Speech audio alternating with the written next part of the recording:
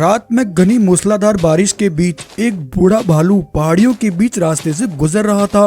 मैंने उसे वचन दिया है, मैं इसे दक्षिण दिशा की सबसे ऊंची पहाड़ी पर रहने वाले इसके असल हकदार तक पहुंचा कर रहूंगा।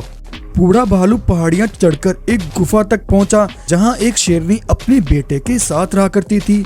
बूढ़ा भालू उस नन्हे शेर को देखते ही उसे पहचान गया। रुमझुम बेटा, बड़ा लंबा सफर करके मैं यहाँ तक पहुँचा हूँ। ये इस बच्चे के पिता ने मुझे मरने से पहले इस जिम्मेदारी को तुम तक पहुँचाने के लिए कहा था। सो आज मैं यह जिम्मेदारी तुम्हारे बेटे को सौंप कर अपना वचन पूरा कर रहा हूँ और अब लगता है मेरा अंतिम समय भी आ गया है। बहादुर बेटा, तुम अपनी इस बूढ़ी माँ का ख्याल रखना। इतना कहकर बूढ़ा भालू अपने प्राण वहीं त्याग देता है। लेकिन बूढ़े भालू के पास ये जादुई मणि कहाँ से आई? दरअसल इस जादुई मणि का असल हकदार रुद्रा शेर एक जंगल में सुरक्षित जगह पर इसकी रक्षा किया करता था। रुद्रा इस जादुई मणि की सहायता से अपने जंगल के जानवरों को हमेशा खुश रखता और जंगल में आने वाली हर मुसीबत से उनकी रक्षा करता था। लेकिन उधर खूंखार दानवों की दुनिया में रहने वाला कालिया शेर उस जादुई मणि पर अपनी नजरें गड़ाए बैठा था। दरअसल कालिया शेर रुद्रा का सौतेला भाई था, जिसे सालों पहले रुद्रा ने अपने जंगल से धक्के मारकर निकाल दिया था।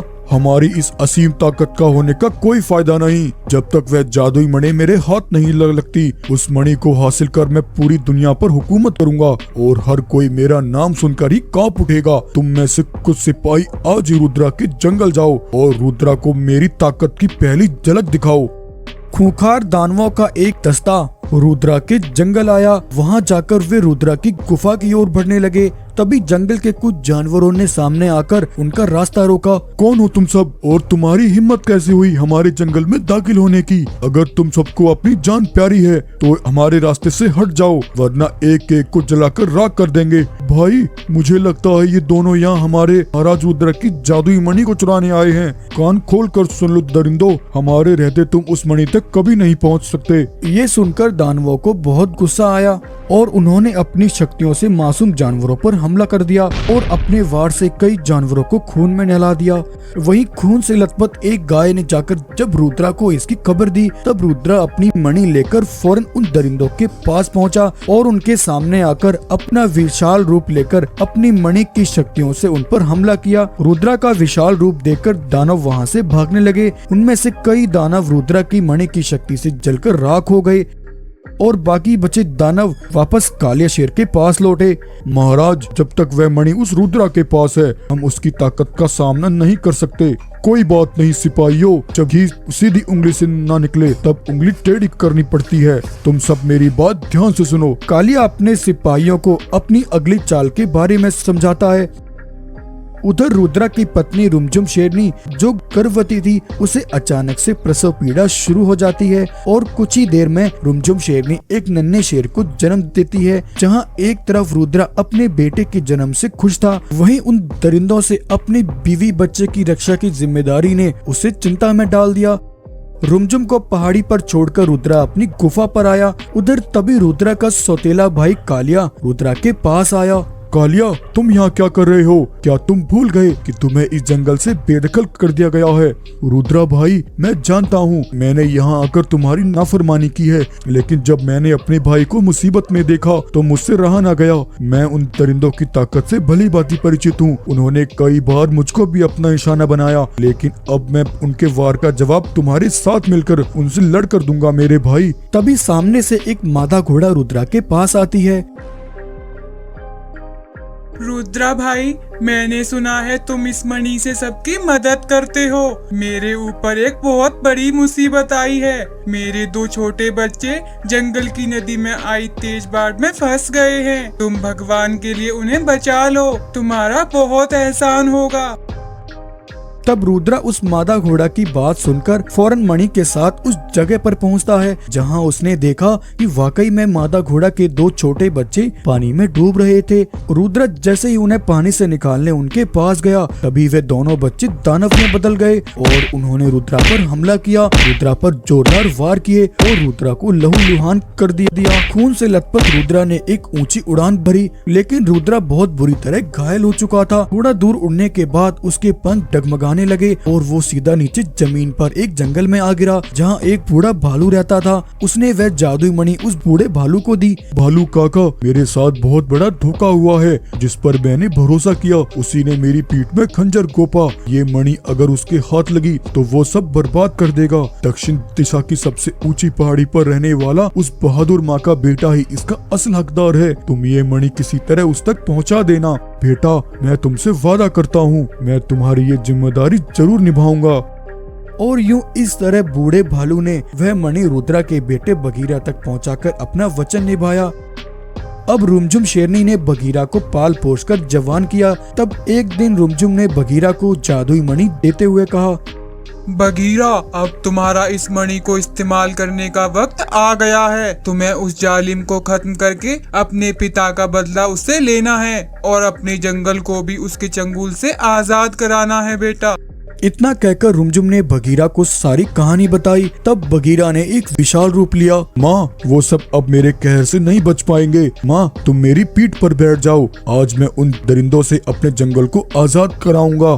तब बगीरा अपनी माँ को पीठ पर बिठाकर वहाँ से उड़ता है और अपनी माँ रुमझुम को लेकर अपने जंगल लौटता है जहाँ उसके जंगल पर उसके सौतेले चाचा कालिया ने कब्जा किया था। बगीरा ने उन दरिंदों को मार मार कर उनका कचूमर बना दिया और इस तरह आज बगीरा ने अपने पिता के हत्यारे से बदला लिया और अपने जंगल को फिर से हासिल करके उसे फिर से संभाल लिया। तो ये कहानी आपको कैसी लगी? अगर कहानी पसंद आई है तो वीडियो को लाइक एंड चैनल को सब्सक्राइब जरूर करें।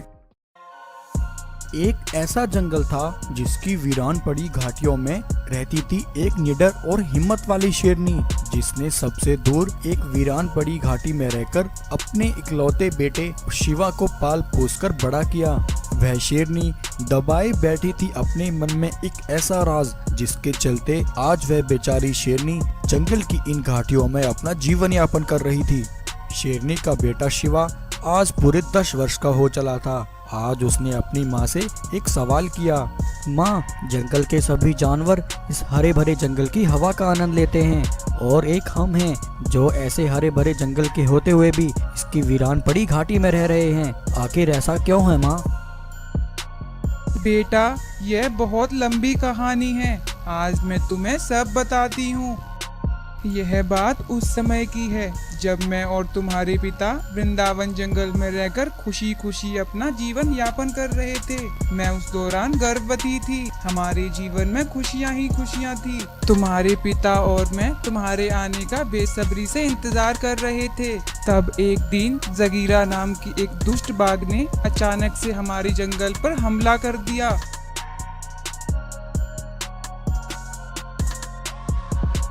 जगीरा ने तुम्हारे पिता के साथ जंगल के कई मासूम जानवरों को कैद कर लिया।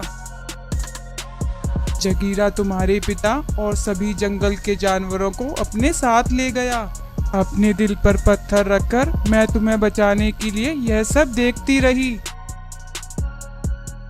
कुछ समय बाद मुझे एक खबर मिली कि वह जगीरा बाघ अपने एक मकसद को पूरा करने के लिए तुम्हारे पिता और जंगल के जानवरों को अपने साथ कैद करके ले गया था। तुम सभी मेरी बात ध्यान से सुनो। ये मत भूलना कि तुम इस समय मेरी कैद में हो। तुम सभी इस समय मेरे गुलाम हो। जितनी जल्दी हो सके तुम्हें इस कुएं की खुदाई करनी है। अगर तुम में से किसी ने मेरी बात नहीं मानी और मेरे हुक्म की नाफरमानी की तो वह अपनी मौत से हाथ धो बैठेगा। अब जल्दी करो और इस कुएं को खोदना शुरू करो। जगीरा के डर से उसके सभी कैदी जानवर उस सूखे कुएं को खोदने में लग गए। लेकिन माँ, उस कुएं में आखिर ऐसा क्या था जिसके लिए जगीरा ने पिताजी और सभी जानवरों को कैद किया था? बेटा, उस सूखे कुएं में उस जगीरा की पत्नी बागिन है जो सालों पहले एक ऋषि के श्राप के कारण उस कुएं में दफन हो गई थी। जगीरा और उसकी पत्नी बागिन दोनों बहुत लालची और घमंडी थे। अपने घमंड में चूर होकर एक दिन बागिन ने जंगल में जाकर एक हिरण का शिकार किया और उसे मार डाला। वह हिरण एक साधु का था जो पेड़ के नीचे बैठकर तपस्या कर रहा था। बाघिन के शिकार ने साधु की तपस्या भंग कर दी। तब साधु ने गुस्से में आकर बाघिन को श्राप दिया। साधु के श्राप से बाघिन पत्थर की मूर्ति में बदल गई और उस कुएं में दफन हो गई। जगीरा अपनी पत्नी को पाने के चक्कर में पागल हो गया और उसने जंगल के मासूम जानवरों को पकड़ना शुरू कर दिया ताकि वह उनसे उस सूखे कुएं को खुदवा सके और अपनी पत्नी की मूर्ति को उस कुएं से बाहर निकाल सके। मासूम जानवरों को उस कुएं को खोदते हुए सालों बीत गए। कुछ समय बाद उस जगीरा को पता लगा कि वृंदावन जंगल में तुम्हारे पिता के पास कुछ अनोखी शक्तियां हैं। इसका पता चलते ही उसने अपने साथियों के साथ हमारे जंगल पर हमला किया और तुम्हारे पिता के साथ कई जानवरों को अपना बंदी बना लिया। आज भी तुम्हारे पिता उन मासूम जानवरों के साथ उस सूखे पड़े कुएं की खुदाई कर रहे हैं। रघु, काम चोरी मत दिखाओ और जल्दी से अपना काम करो। मुझे पता है तुम्हारे पास कुछ ऐसी अद्भुत शक्तियां हैं। तुम अपनी उन शक्तियों का इस्तेमाल करो और इस कुएं को जल्द से जल्द खोदो। परसों अमावस्या की रात है। अगर तुमने तब तक इस कुएं को नहीं खोदा तो मैं तुम्हारी जान ले लूंगा। रघु शेर अपनी औलाद को बचाने के लिए जगीरा की बात सुनकर उस कुएं को खोदने लगा, लेकिन जगीरा को ये नहीं मालूम था कि रघु के पास उसकी शक्तियां हैं ही नहीं।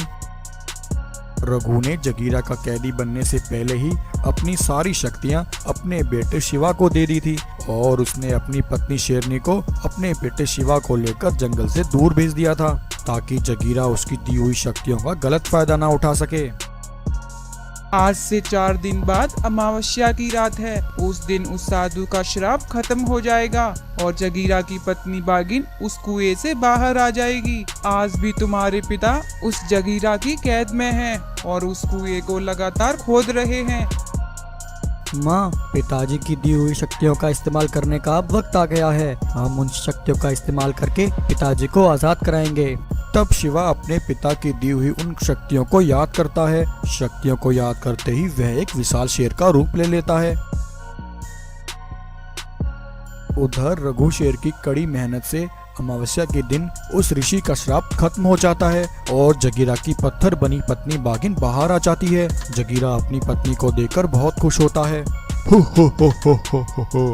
रघु, अब तुम जल्दी से अपनी शक्तियों से मेरी पत्नी को वापस पहले जैसा कर दो। तब रघु जगीरा को बताता है कि उसके पास इस समय कोई शक्ति नहीं है। यह सुनकर जगीरा गुस्से से पागल हो जाता है। तभी इतने में शिवा अपनी माँ के साथ जगीरा के पास पहुँचता है। जगीरा, वे शक्तियाँ मेरे पास हैं और आज मैं उन शक्तियों से हमेशा के लिए तेरा खात्मा कर दूंगा। शिवा एक जोर की दहाड़ लगाता है और जगीरा पर तेजी से हमला करता है और जगीरा के साथ उसके सभी साथियों को मौत के घाट उतार देता है। इस तरह शिवा अपने पिता को जगीरा की कैद से आजाद करा लेता है और आज सालों बाद फिर से रघु शेर का घर आबाद हो जाता है और अब रघु अपने बेटे शिवा के साथ अपने परिवार में खुशी से रहता है। एक ऐसा जालिम राजा जिसके जुल्म और खौफ के आगे जंगल के मासूम जानवर अपना सर नीचे झुकाकर गुलामी करने के लिए मजबूर हो जाते।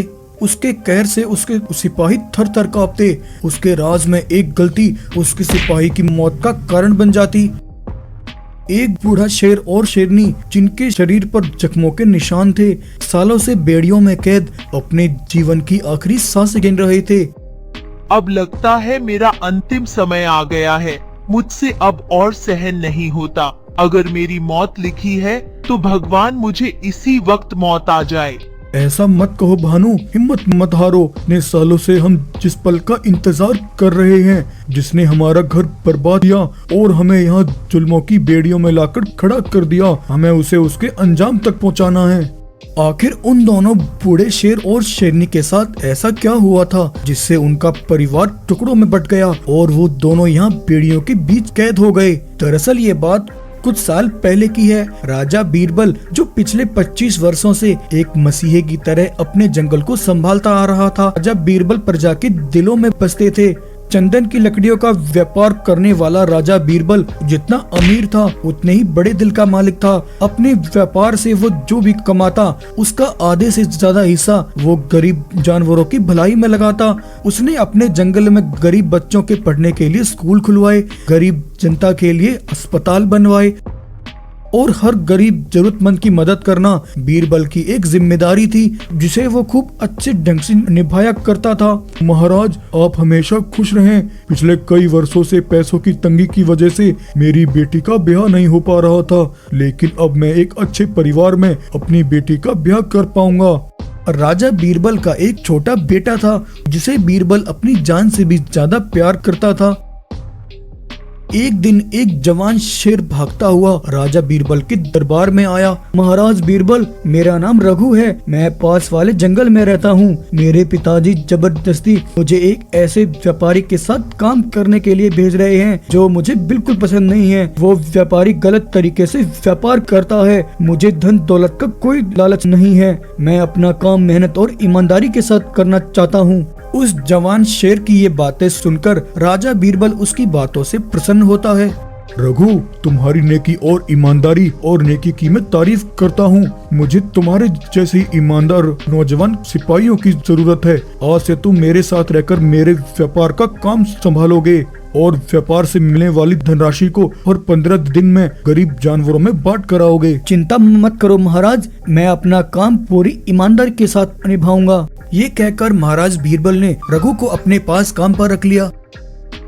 रघु जहाजों में लकड़ियां भरकर शहर की तरफ जा रहा था कि तभी रास्ते में कुछ लुटेरे डाकू जहाजों ने आकर रघु के जहाज को घेर लेते हैं और उन जहाजों पर मौजूद लुटेरे बाघ मानव रघु के साथ आए महाराज बीरबल के सारे सिपाहियों पर हमला करके उन्हें मार डालते हैं और उन्होंने लकड़ियों से भरे जहाजों को अपने कब्जे में ले लिया। तभी उन लुटेरे बाघों का सरदार बहरा बाघ जहाज से बाहर निकल कर आया और उसने सोने से भरा एक संदूक रघु को दिया। दरअसल रघु बहरा बाघ के लिए ही काम करता था। रघु, तुम्हें ये काम हर दिन जारी रखना होगा। मैं बीरबल के एक एक सिपाही को खत्म कर दूंगा। जब उसके पास मेरा सामना करने के लिए एक भी सिपाही नहीं बचेगा, तब वो बीरबल अपने आप मेरे सामने घुटने टेकने पर मजबूर हो जाएगा। अगले दिन रघु बीरबल के पास आया। महाराज बीरबल, हमारे सभी जहाज कल रात समंदर में आए तूफान में फंस गए हैं। उन्हें निकालने के लिए मुझे कुछ और सिपाहियों की जरूरत है। ठीक है रघु, तुम मेरे सारे सिपाहियों को अपने साथ ले जाओ और जल्दी से इस काम को पूरा करो।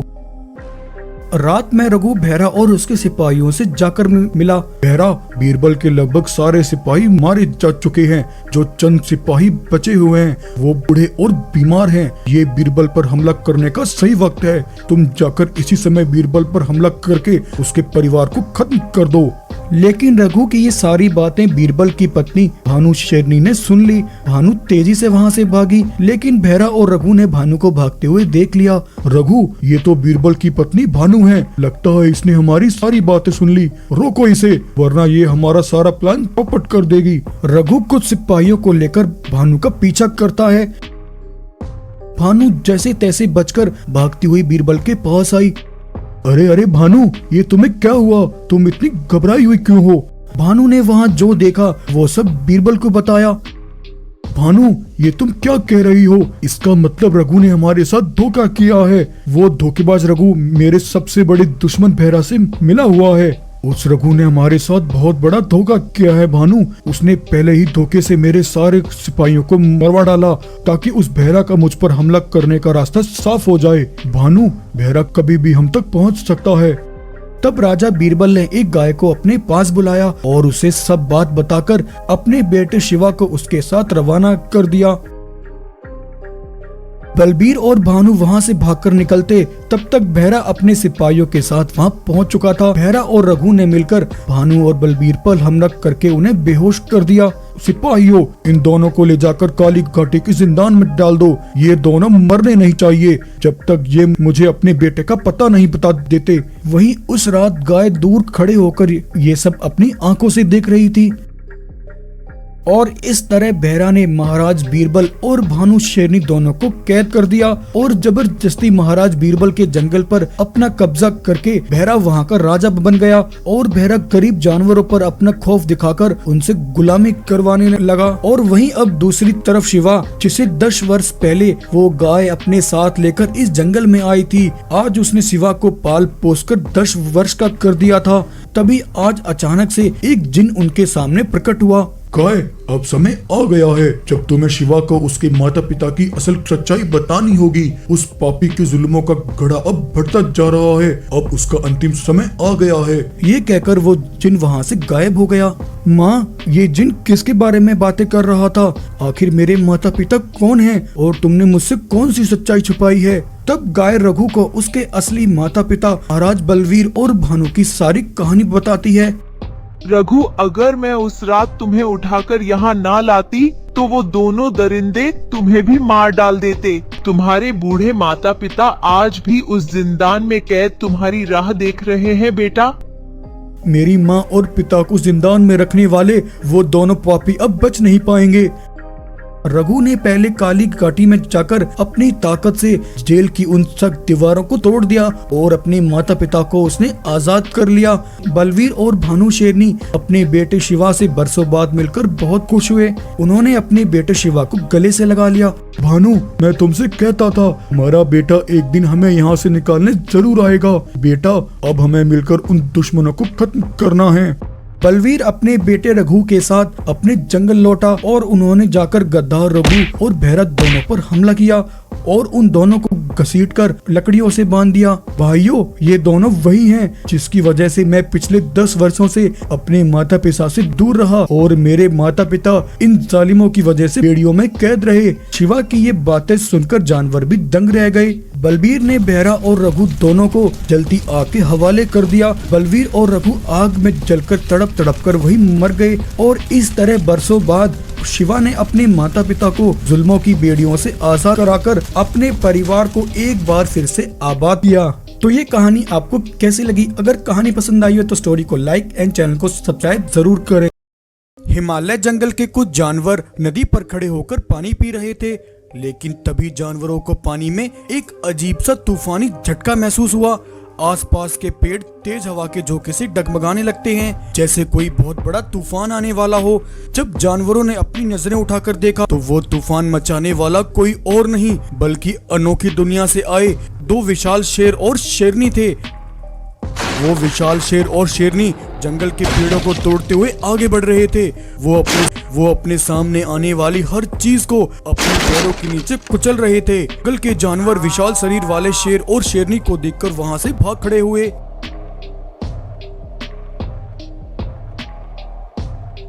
और भागकर अपने राजा कालीचरण के पास आए। उधर तब तक उन दोनों विशाल शेर और शेरनी ने जंगल में हर तरफ तूफान मचा दिया था। वो एक एक करके मासूम जानवरों के घरों को अपने पैरों तले रौंद रहे थे। उधर जंगल के जानवर काली बाघ से कहते हैं, काली महाराज, जंगल में बहुत बड़ा तूफान शुरू हो गया है। विशाल शरीर वाले 2 शेर और शेरनी जिनके सर पे खून सवार है हमारे जंगल में आकर हर तरफ तबाही मचा रहे हैं। इसका मतलब जिसका मुझे डर था वही हुआ। वो यहाँ अपना बदला लेने आए हैं। तुम सभी मेरी बात ध्यान से सुनो। उन दोनों को रोकना इस समय बहुत मुश्किल है। वो और किसी जानवर को नुकसान न पहुँचाएं, इसलिए तुम सब पहाड़ी पर इकट्ठा हो जाओ। छोड़ूंगा नहीं, सब कुछ तबाह कर दूंगा। ये तूफान मेरे बच्चों के खून का बदला है जो उस काली की बर्बादी से ही पूरा होगा। उसे अपने किए का हिसाब देना ही पड़ेगा, सब कुछ बर्बाद ही क्यों न करना पड़े, लेकिन हम अपना बदला उससे लेकर ही रहेंगे। आखिर इस विशाल शेर और शेरनी के बच्चों के साथ ऐसा क्या हुआ था और ये किस बदले की बात कर रहे थे? दरअसल आज से 7 साल पहले ये शेर और शेरनी साधारण रूप में इसी जंगल की एक पहाड़ी पर रहते थे। बरसों बाद उसकी पत्नी शेरनी ने एक साथ 2 औलादों को जन्म दिया। शेर और शेरनी अपनी संतान के आने से बहुत खुश थे। उन दोनों ने अपनी संतानों को अपना जीवन मान लिया था। वो हर समय उनकी देखरेख में लगे रहते थे। लेकिन एक दिन जब शेर और शेरनी गुफा पर नहीं थे, तब काली बाघ ने अपने कुछ सिपाहियों के साथ आकर उस शेर और शेरनी के दोनों बच्चों को जिंदा जला दिया। दोनों बच्चे आग में जलकर वहीं मर गए। लेकिन काली को ये सब करते हुए उन बच्चों के माता पिता शेर और शेरनी ने देख लिया था। बरसों बाद हमारे आंगन में खुशियों ने दस्तक ली थी। काली, तूने ये करके हमसे हमारी जिंदगी छीन ली, तुझे इसका हिसाब देना ही पड़ेगा। तब वो शेर और शेरनी बदले की आग में एक जादूगर के पास गए और उसकी जादुई शक्तियों से विशाल रूप धारण किया। उधर काली ने जब अपने कुछ सिपाहियों के साथ जंगल जाकर देखा तो वहाँ हो रही तबाही को देखकर काली बहुत परेशान हुआ। खून से लथपथ जानवरों की लाशें देखकर उसे कुछ समझ नहीं आ रहा था कि वो इस तबाही को कैसे रोके। अब बस बहुत हुआ, अब मुझे उस शेर और शेरनी का सामना करना ही पड़ेगा, चाहे फिर वो मुझे जान से ही क्यों ना मार डालें, लेकिन अब मुझे उन दोनों को वो सच्चाई बतानी ही होगी। तब काली उस विशाल शेर और शेरनी के सामने आ गया।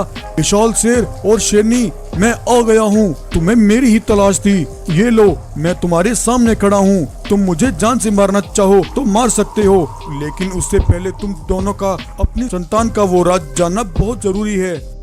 कैसा राज? मैंने अपनी आंखों से देखा था, तुमने हमारे बच्चों को जिंदा आग में जला दिया था।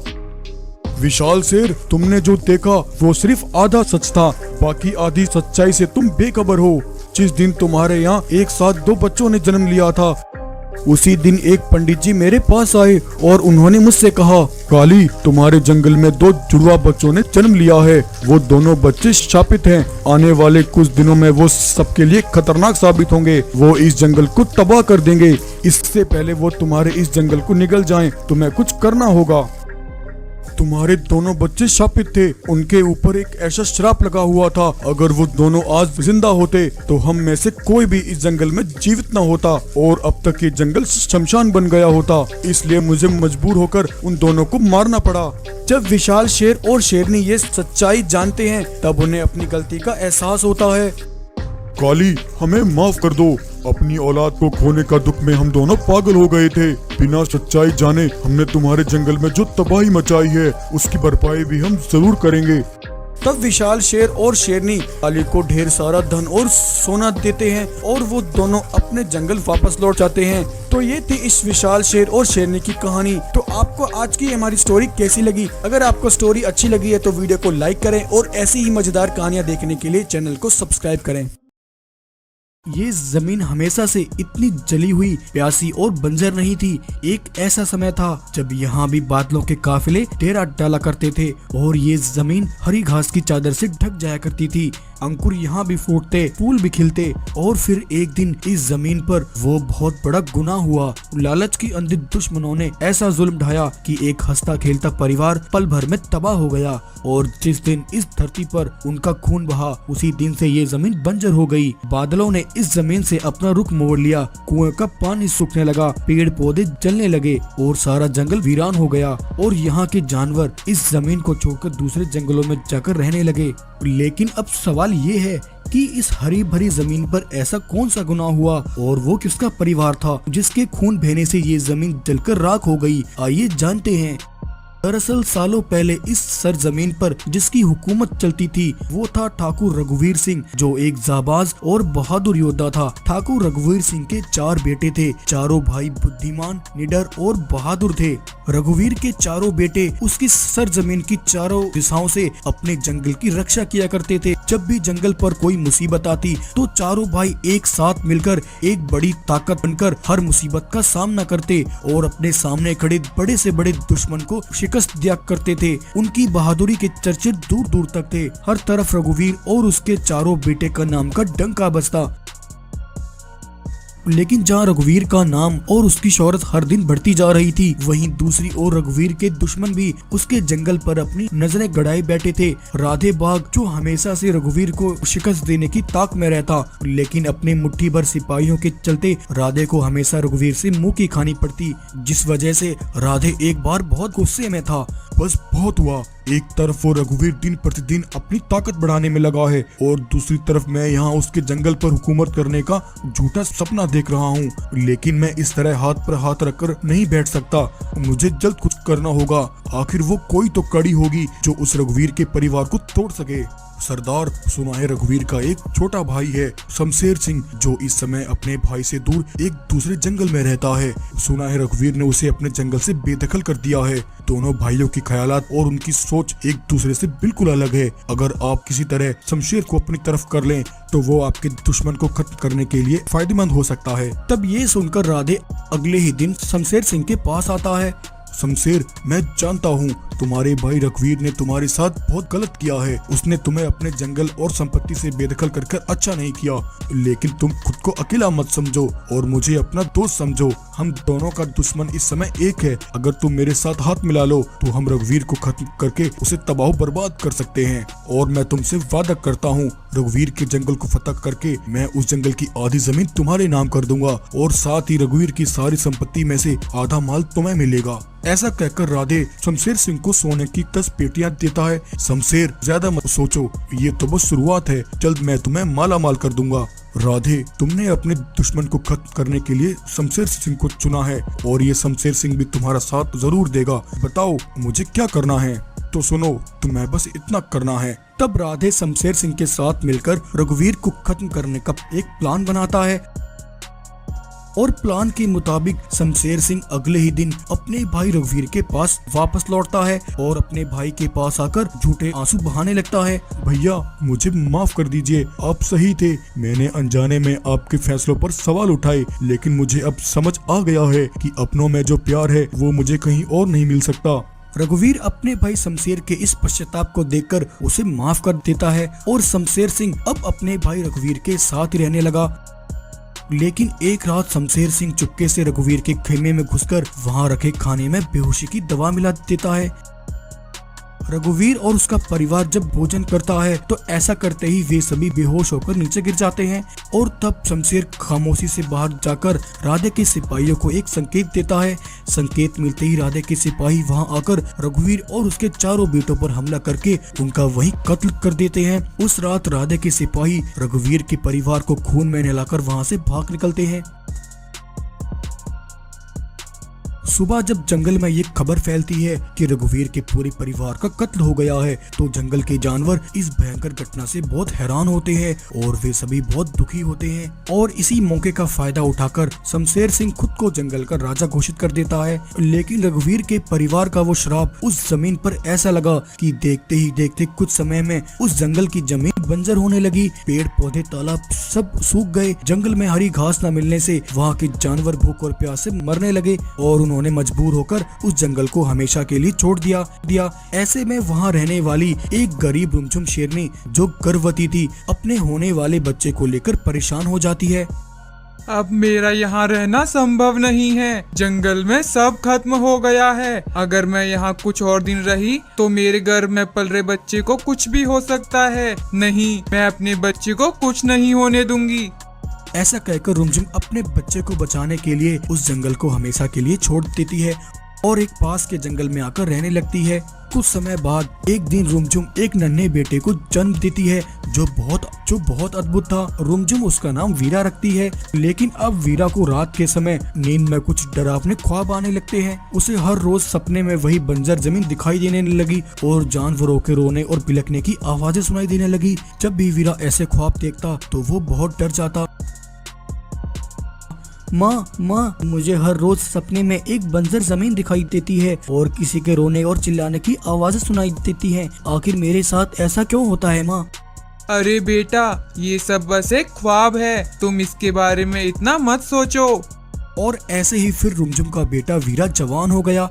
एक दिन वीरा चलता हुआ उसी बंजर जंगल में पहुंच गया जिसे वो हर रोज अपने ख्वाब में देखा करता था। वीरा को उस बंजर जमीन पर कुछ कब्रें दिखाई दी जो रघुवीर और उसके परिवार की थी। वीरा ने जब एक कब्र को छुआ तो उसे एक झटका सा महसूस हुआ, मानो उस कब्र के साथ वीरा का कोई गहरा रिश्ता हो। तभी इतने में एक पंडित वहाँ आता है।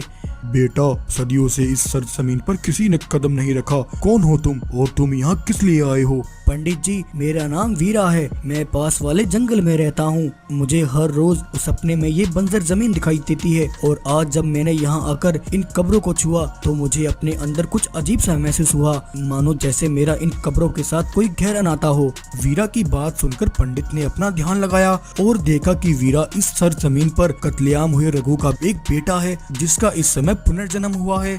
वीरा, मैंने सब देख लिया है। तुम अपनी आंखें बंद करो, तुम्हें सब समझ आ जाएगा। तब वीरा अपनी आंखें बंद करता है और आंखें बंद करते ही वीरा को वो सब दिखाई देता है जिसके बारे में वो जानना चाहता था। इसका मतलब ये सारी कब्रें मेरे परिवार की हैं। हाँ बेटा, तुम्हारा पुनर्जन्म हुआ है ताकि तुम अपने परिवार के हत्यारों से उसका बदला ले सको। वीरा, तुम ये डरावने ख्वाब तब तक देखते रहोगे जब तक तुम अपने परिवार के उन हत्यारों को खत्म नहीं कर देते। वीरा, तुम्हें अपने परिवार के उन हत्यारों को खत्म करना ही होगा। तब पंडित वीरा को कुछ शक्तियां देता है और वीरा पिछले जन्म में हुए अपने परिवार का बदला लेने उन हत्यारों के पास पहुंचता है और अपने चचा शमशेर और राधे बाग को बुरी तरह मार डालता है। और इस तरह वीरा अपने इस जन्म में अपने परिवार का बदला पूरा करता है।